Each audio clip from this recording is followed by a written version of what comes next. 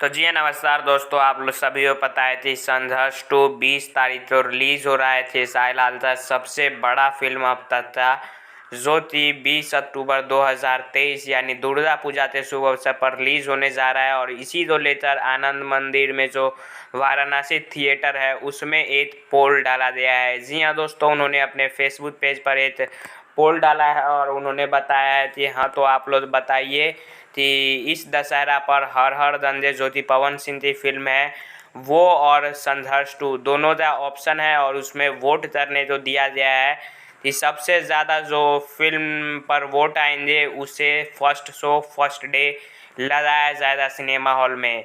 तो आप लोग बता दूँ कि इसमें खेसारी लाल यादव बाजी मारते हुए नज़र आ रहे हैं। आप लोग देख सकते हैं 3900 वोट हर हर गंजे तो है और 4400 वोट संघर्ष 2 फिल्म तो मिल रहा है।